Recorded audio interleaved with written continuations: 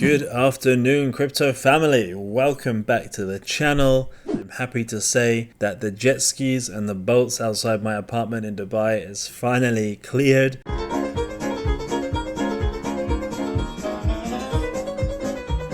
There is blue skies, a little bit of cloud, but a lot better than yesterday.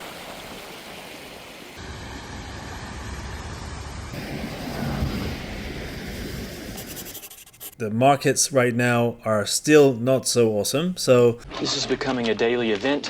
As you can see here, Bitcoin still just hovering $63,300. Not really seeing much movement at all in the last 24 hours. In fact, it's actually stayed very, very stable. In other news, we've seen some positivity with some protocols. We've seen Near up nearly 10% today. Akash with a rebound of 7.2% today, and Say as well with a 5% here. But in general, still not huge amounts of movement in the market. Obviously, it looks like there's a lot of uncertainty leading up to the halving. With the events happening in the Middle East, it's giving everyone a little bit of a nerves, it seems. Without further ado, let's get into it today, guys. It's actually really nice for a change to see 3 trending tokens that are not random shitcoins. We have Bitcoin, Solana, and Brett. I think it's the first time in a long time I've seen 3 good quality projects. I say Brett's good quality because it's like one of the OG memes on Coinbase, and obviously Solana and Bitcoin. So yeah, that is not seen very often. Anyway, let's get into it. So, the first story we have here today is that PayPal has withdrawn user protection for NFT transactions. So now NFT sellers face new risks with PayPal's updated terms, which seems rather strange considering PayPal's entrance into Web3 and crypto has been very positive so far. But basically, they've updated their user protection policy, and starting from May 20th, 2024, so about 1 month from now, buyers and sellers of NFTs will no longer benefit from the purchase protection program. It's not all bad news, it's only for transactions that exceed $10,000. So if you want to spend over $10,000 and you're using PayPal, you're no longer going to get the protection. However, if it's below $10,000, you will still continue to be covered by PayPal's seller protection program, and that is obviously a good thing. But as NFT markets go up and prices go up, you should probably think more about this move. And so that's not great news, obviously. But look, as you can see here, just in case you guys weren't sure about what this program was, PayPal's protection for NFT transactions offered a degree of security. So if a buyer received an NFT that did not match the advertised description, they could claim a refund. So basically, sellers were always protected from payment discrepancies and fraudulent refund claims, and now this is obviously marked a significant shift away from that. So something to think about if you're following my recommendation last video about checking out the Bored Ape NFTs at 11.1 ETH. It's a very, very interesting floor price that I think is going to definitely give you profits for this bull run. Why should we trust you? Okay, and our next story is around Pavel Durov. He is the founder of Telegram, and he believes that the government's decreasing tolerance towards privacy will force innovation around secure communication hardware devices. So basically what Mr. Durov is saying is that crypto-like communication devices can break the government's surveillance here. So Pavel actually had an interview that was just released on the Tucker Carlson interview. Tucker Carlson is a very famous journalist, let's say. Does some quite controversial interviews here. And obviously Ton has had an amazing run and is doing some great stuff with Telegram. But yes, he's basically saying something quite interesting, which is that governments are getting less and less tolerant of privacy. And that's very, very clear right now. You might have associated that just with, more communist regimes, but actually we're seeing that unfortunately more and more in the West. And so what Durov is saying here is that he believes all of this growing oversight will force people to secure their communications in a similar way that we have hardware wallets to store our cryptocurrency right now. So it's quite an interesting thought. He cited that the FBI has attempted to persuade people affiliated with Telegram, so contractors, employees, to install backdoors for surveillance purposes. Now, I believe that to be true. It makes a lot of sense. Obviously, that's a massive risk to our communication data. As you can see here, there is a lot of FUD around this. Edward Snowden is saying that NSA, which is the United States National Security Agency, is just days away from taking over the internet, and it's not on the front page of any newspaper because no one has noticed, or maybe there's a reason for that. There has been a lot of these kind of crypto messengers that have been brainstormed. They've been presented on the stage. In fact, I had a fireside chat with the crypto godfather, David Chaum, as he's known, and he was telling me back in 2022 about his quantum resistant messenger service, which was completely unable for government or outside forces to get access. So it's definitely something to watch, guys, this narrative here. If you see projects that are building in this space, it's definitely worth following their progress and seeing if this is a trend that will take off. But very, very interesting one here. And I'm sure if you go over to YouTube, you'll be able to find this full interview with Pavel Durov, the founder of Telegram, for more info. Okay, next up, we have an airdrop. Who doesn't like an airdrop?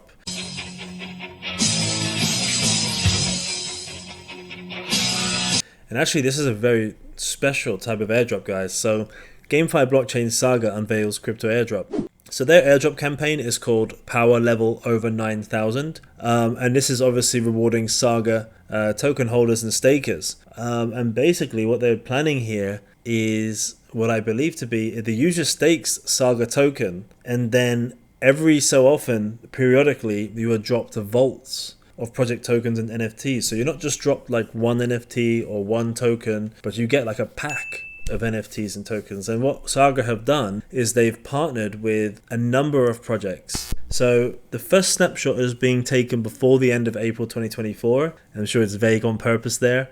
And as you can see, some of the different projects and games here that have joined them is Shrapnel, The Sandbox, Wilder World, and others.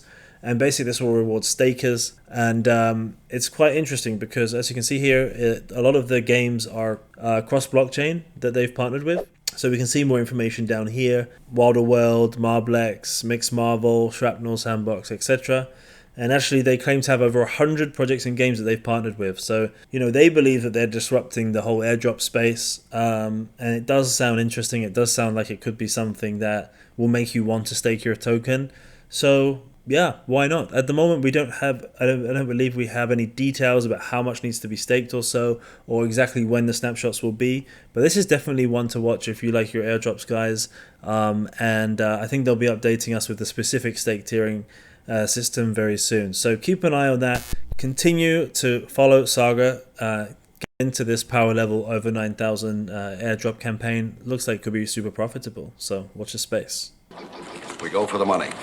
All right, so Bybit CEO Ben Zhu was on stage on Monday at Blockchain Live 2024 Dubai. If he was on stage yesterday, he would have been in a goodness me, he would have been in a aquarium by the looks of it, because that's, oh goodness me, it was really bad. But anyway, so what did he say? It's always good to hear from top CEOs of exchanges because they obviously have a very, very good insight into the data of the money coming in, the money inflows, the money outflows. And, you know, Ben has basically told us that the bull market so far has been driven by institutions as opposed to retail. And yes, so I mean, this is quite interesting because we're seeing more institutions come in. A lot of people are saying that, you know, retail is still yet to come. And I hope that to be true. Of course, we've seen meme coin season, which usually indicates that there's a lot of retail in. But the Bitcoin ETF, spot ETF getting approval, and an Ethereum ETF hopefully coming soon, has obviously flooded the market with institutional interest. And it's interesting that Ben Zhu from Bybit has kind of confirmed that this is the case. So we'll continue to keep watching this, guys. If retail really isn't in yet, then goodness me, we're up for a really amazing bull market. Don't give me hope. Okay, just a quick one here. So I don't know if you guys watched the football last night, but PSG knocked out Barcelona in the Champions League. And it was interesting because the PSG Fan Token jumped 25%. So a lot of these football teams have fan tokens built with a company called Socios and their blockchain chilies. And so you can check out their blockchain. You can see the different fan tokens that they have. I believe Atletico Madrid, who are also in the Champions League in the semi-final, also have a fan token. And so, yeah, if you want a bit of fun, you want to make the football a little bit more exciting, then buying some of these fan coins and seeing if the team wins might give you a nice little bit upside as well. And yeah, I always love a football story, guys. So we'll move on to the next story. Okay, and the most important story today, potentially, is the story about Runes. And so what is Runes? Runes is Casey Rodamar's protocol for shitcoins on Bitcoin, which sounds interesting. So basically, Rodamar already released the Ordinals protocol last year with inscriptions on Bitcoin, but now he is back with his new project, which is Runes protocol. Now we're going to do a whole video on Runes protocol in the coming days to explain to you exactly what is Runes protocol, how can I make money from this, how is this disruptive to the current Bitcoin ecosystem, and how can I take advantage from the Runes protocol's launch. And so keep watching this video, guys. We will have something out over the next few weeks about the Runes protocol. So basically, the Runes protocol will allow users to spin up scads of tokens, atop of Bitcoin, like those commonly seen on blockchains like Ethereum and Solana, which could build on the success of Ordinals. However, of course, Bitcoin and Bitcoin culture, any digital tokens aside from the native Bitcoin has long been viewed as taboo. Now, we all remember the big arguments with Bitcoin Cash, Bitcoin SV, which eventually spun out of Bitcoin. And so there'll definitely be interesting kind of back and forth, I think, from those kind of like OG Bitcoiners that, you know, would just believe that only the native Bitcoin should be on Bitcoin. And then those kind of, I suppose, more new age thinkers that want to see how ecosystems built on Bitcoin. And yeah, so, you know, Rodamar himself has described Runes as a more efficient method of creating new tokens on top of Bitcoin. And he has quite an interesting quote here. I'm creating a venue for people to create shitcoins, which is it's one way to to talk about your new project in that way. But hey, at least it's straight to the point. Basically, Runes is simple, simplicity and security together. And basically, Rodamar explains here in more detail about why it's better than the BRC20 standards. And this goes on and on, guys. Like I said, we're going to do a special video just for Bitcoin and Runes protocol, so I won't go into too much detail, but know that this is coming soon. There's potentially lots of new airdrops and interesting projects being built here. It's definitely an ecosystem to keep an eye on, and I will drop the video very, very soon. Okay, guys, that's it for today. I need to get out. It's Token 2049 Dubai. There's so many great events. The complete pools of water have gone, and we can actually go out there and start networking and start doing the things that we love in crypto and Web3. So I'd like to love you and leave you. Thank you so much for everyone that has been watching my videos. I'm greatly appreciated. As you can see, I'm still new at doing this, but hopefully you're enjoying the content, and I would love it if you are watching but you haven't subscribed. Please subscribe, please like, and please comment below. It really means a lot to me, and I'll see you guys tomorrow.